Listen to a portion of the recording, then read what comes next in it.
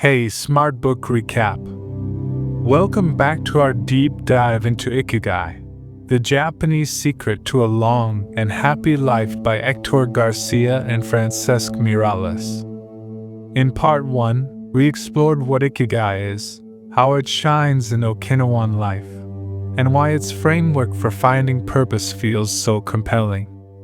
Now, in part 2, I'm pumped to dig into the practical strategies the book offers, like diet, movement, community, and mindfulness, and how they support a life of purpose.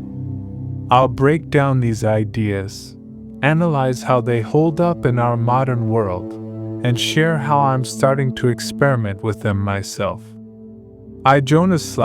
This part is packed with insights, so grab a snack, settle in, and let's keep unraveling the secrets of Ikigai. Summary: practical strategies for living your Ikigai. Diet: eating for longevity and joy. One of the pillars of the Okinawan lifestyle that supports Ikigai is their approach to food. The authors highlight how Okinawans eat a plant-heavy diet rich in vegetables, tofu, seaweed, and fish, with minimal processed foods or sugars. A key practice is harahachi biyu, which means eating until you're 80% full, stopping short of feeling stuffed. This mindful eating habit helps maintain health and energy, which the book links to sustaining the physical vitality needed to pursue your purpose. Meals are often shared with family or friends, turning eating into a social ritual that fosters connection and joy, core elements of Ikigai. The authors share stories of Okinawan elders who grow their own vegetables, tying their diet to both health and a sense of purpose through gardening. The book also points to research showing that a nutrient-rich, low-calorie diet can reduce inflammation and support longevity. Okinawans don't obsess over diets or fads. Their eating is intuitive, tied to tradition and the land. The authors suggest practical steps like eating more plants, savoring meals slowly, and avoiding mindless snacking to align your diet with a life of purpose. Movement: staying active naturally. Okinawans don't hit the gym or run marathons, but they're rarely sedentary. The book describes how they stay active through daily tasks like gardening, walking, or fishing, movement that's woven into their lives naturally. These activities aren't just exercise, they're often tied to their Ikigai, like tending a garden that brings joy and purpose. The authors cite studies showing that regular, low-intensity movement improves cardiovascular health, boosts mood, and supports longevity, all of which create the energy to live out your reason for being. The book encourages finding ways to move that feel meaningful rather than forced. For example, an Okinawan woman might spend hours weaving traditional textiles, staying active while engaging in a craft she loves. Practical tips include walking more, taking up hobbies like dancing or gardening, and prioritizing consistency over intensity.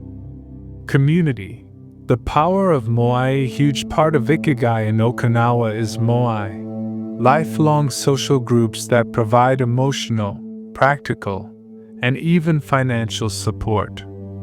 The authors share stories of elders who meet regularly with their moai to share meals, stories, or laughter, creating a sense of belonging that fuels their purpose.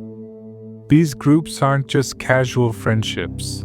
They're deep, lifelong bonds that act like a safety net, reducing stress and fostering joy.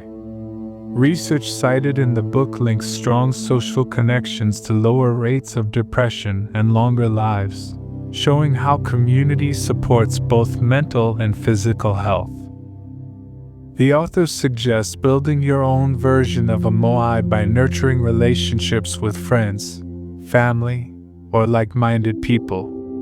Practical steps include scheduling regular meetups, joining clubs or groups aligned with your passions, and prioritizing face-to-face connection over digital interactions. These bonds help you stay grounded in your Ikigai by reminding you that purpose often involves contributing to others. Mindfulness and flow, staying present. The book dives deep into mindfulness, emphasizing how staying present supports Ikigai. Okinawans often practice wabi-sabi, finding beauty in imperfection, and mano no aware, appreciating life's fleeting nature, which help them approach life with gratitude and resilience. These mindsets keep them focused on the moment, whether they're sipping tea or tending crops. The authors also revisit flow, that state of being fully absorbed in an activity. Flow is central to Ikigai because it's when you're most aligned with what you love and what you're good at.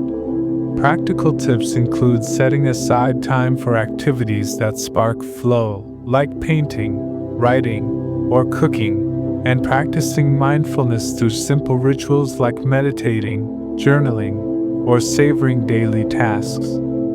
The authors share an example of an Okinawan artist who loses herself in creating pottery, finding both flow and purpose in her craft. They also suggest reflecting on past moments of flow to uncover clues about your Ikigai. Resilience and adaptability. The book explores how Okinawans handle life's challenges with grace, drawing on philosophies like wabi-sabi to accept imperfection and change. This resilience helps them stay committed to their Ikigai, even when life gets tough. For example, an elder who lost her home to a storm rebuilt her life by focusing on her purpose, teaching traditional dances to children. The author cites studies showing that a positive mindset reduces stress and improves health, supporting a life of purpose. Practical steps include reframing setbacks as opportunities, practicing gratitude, and staying flexible in pursuit of your Ikigai. Analysis: how these strategies hold up. Diet: simple but not always easy. The Okinawan approach to diet, plant-based, mindful, and moderate, is backed by solid science. Studies on blue zones show that diets high in vegetables and low in processed foods correlate with lower rates of chronic diseases like diabetes and heart disease.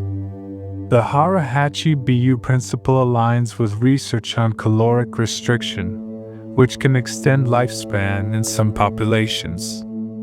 The social aspect of eating also resonates. Shared meals strengthen bonds, which psychology links to reduce stress and better mental health. But applying this in a modern context isn't always straightforward. Access to fresh, affordable produce can be tough in urban areas or food deserts. Plus, busy schedules make it hard to eat slowly or share meals regularly. The book's strength is its simplicity. It doesn't push a rigid diet but encourages intuitive, mindful eating.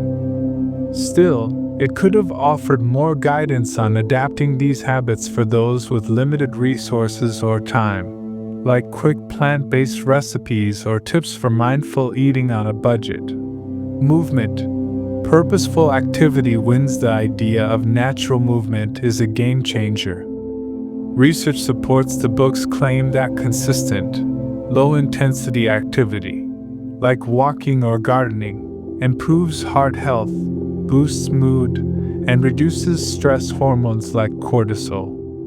Tying movement to Ikigai is brilliant.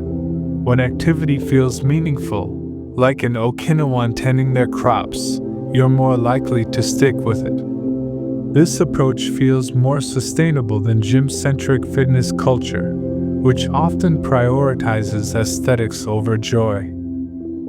However, the book overlooks barriers like desk jobs, urban environments, or physical limitations. Not everyone has a garden or the time to walk daily. The authors could have included more examples of accessible activities, like stretching at home or joining community sports, to make this feel inclusive.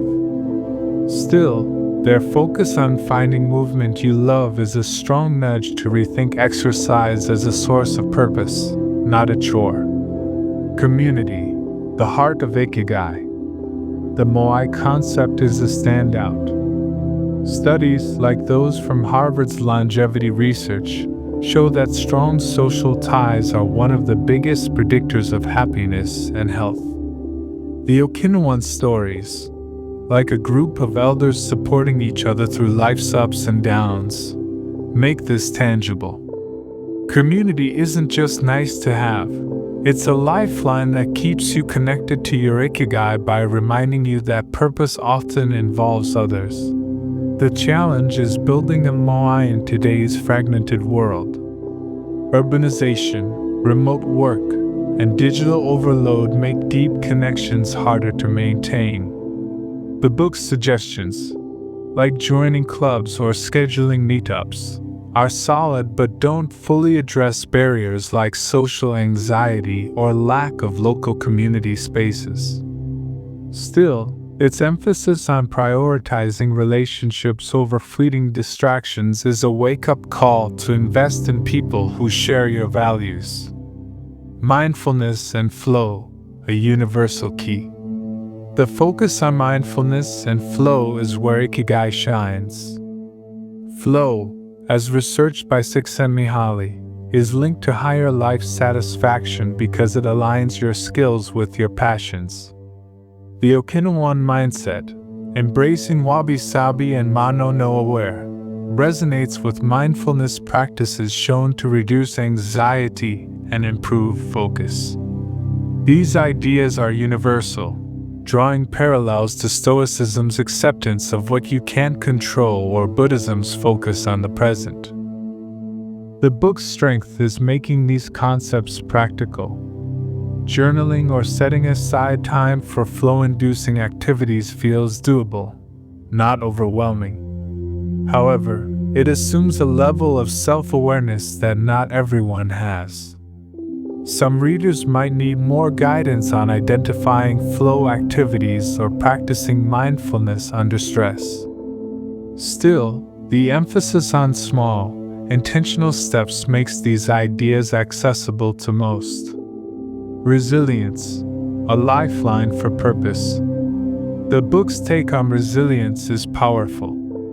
Okinawan's ability to bounce back, rooted in philosophies like wabi-sabi, aligns with psychological research on growth mindsets, which shows that viewing challenges as opportunities boosts mental health.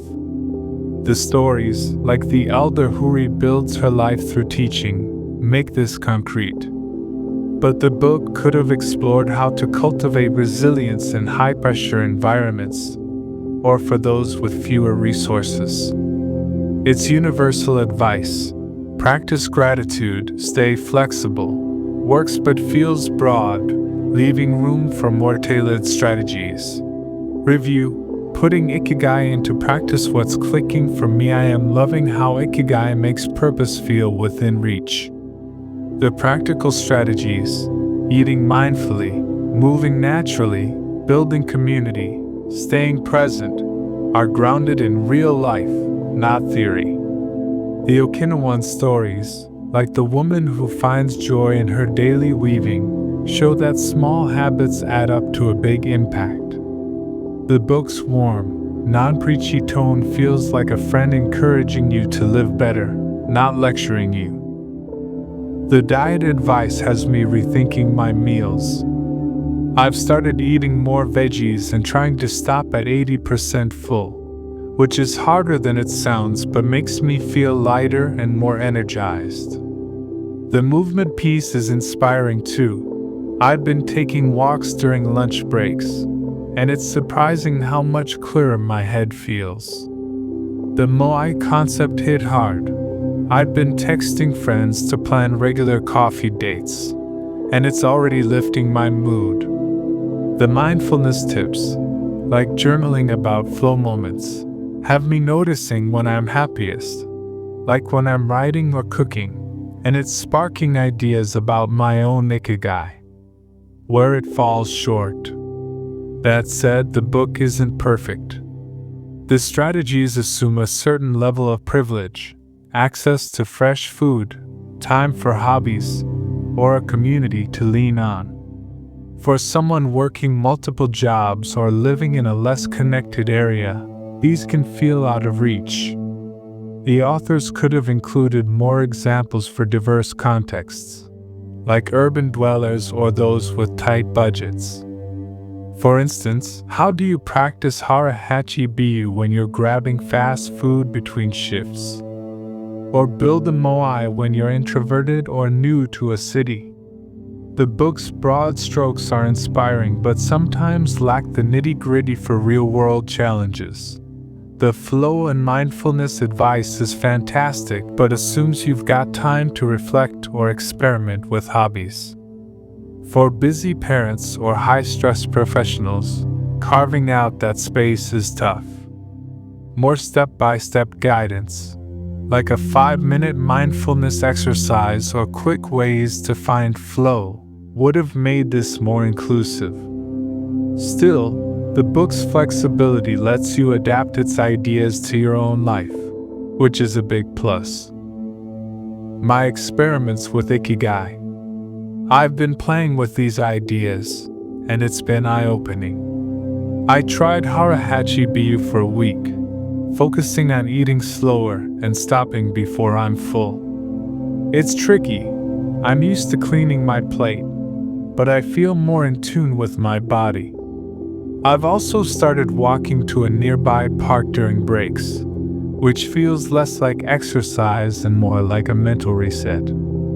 For community, I reached out to 2 friends for a standing monthly dinner, and we're already planning our first one. It's small, but it feels like the start of my own moai down on the mindfulness front.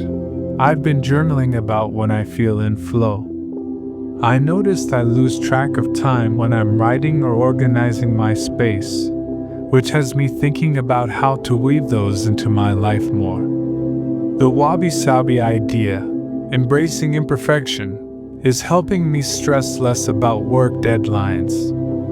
I'm not perfect at it, but letting go of perfect feels freeing. These experiments are making me more aware of what brings me joy, which is exactly what the book's aiming for. Wrapping up part 2. That's part 2 of our Ikigai journey. We've dug into the practical strategies, diet, movement, community, mindfulness, and resilience, and how they support a life of purpose. The book's real-life examples and research-backed advice make it a powerful guide, though it could do more to address modern challenges.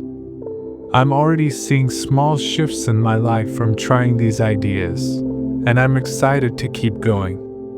In part 3, I'll wrap up with the book's broader lessons, reflect on its overall impact, and share final thoughts on living with Ikigai. For now, what's one habit you're curious to try, maybe eating mindfully or finding your flow? Let me know, and stay tuned for part 3.